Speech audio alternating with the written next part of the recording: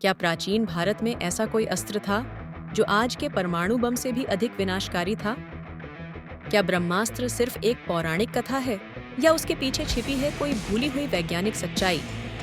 आइए, आज हम खोजेंगे ब्रह्मास्त्र का रहस्य, उस दिव्य अस्त्र का जो एक युग को खत्म कर सकता था। ब्रह्मास्त्र का उल्लेख हमें महाभारत, रामायण और विभिन्न पुराणों में मिलता है। यह अस्त्र भगवान ब्रह्मा द्वारा रचित माना जाता है और इसे प्राप्त करने के लिए कठोर तप और सिद्धि की आवश्यकता होती थी। इसे चलाने वाला योद्धा मंत्रों के माध्यम से इसका आह्वान करता था और एक बार छोड़ दिया गया तो इसे वापस लेना असंभव होता था। महाभारत में वर्णन आता है कि जब ब्रह्मास्त्र छोड़ा गया तो तेज का ऐसा विस्फोट हुआ जैसे हजारों सूर्यों ने एक साथ प्रकाशमान कर दिया हो।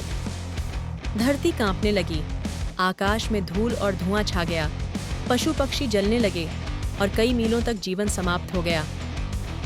क्या यह वर्णन एक न्यूक्लियर बम के विस्फोट जैसा नहीं लगता?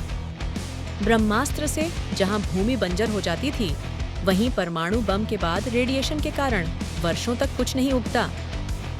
दोनों की तुलना कई वैज्ञानिक और इतिहासकारों को सोचने पर मजबूर कर देती है। जब रॉबर्ट ओपेनहाइमर ने पहला न्यूक्लियर टेस्ट देखा तो उन्होंने भगवद गीता का यह श्लोक याद किया, अब मैं मृत्यु बन गया हूँ, संसारों का विनाशक। क्या ओपेनहाइमर को पता था कि हजारों वर्ष पहले भी मनुष्यों के पास इतनी शक्ति का वर्णन था?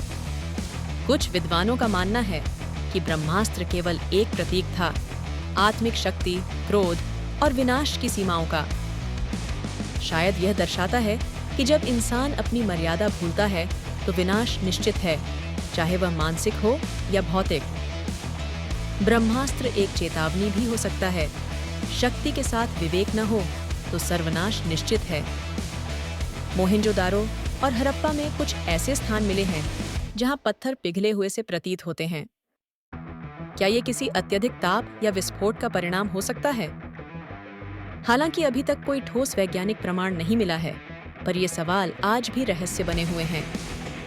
चाहे ब्रह्मास्त्र एक वास्तविक अस्त्र रहा हो या नहीं, इसका संदेश बहुत गहरा है। ये हमें सिखाता है कि शक्ति का प्रयोग सोच समझकर करना चाहिए।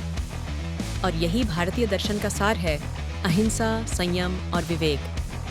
ब्रह्मास्त्र एक ऐसा अस्त्र जो काल्पनिक हो सकता है, परंतु इसका संदेश और चेतावनी आज भी उतनी ही प्रासंगिक है। प्रश्न यह नहीं कि यह अस्तित्व में था या नहीं। प्रश्न यह है, अगर हमारे पास इतनी शक्ति हो तो क्या हम उसका प्रयोग विवेक से करेंगे?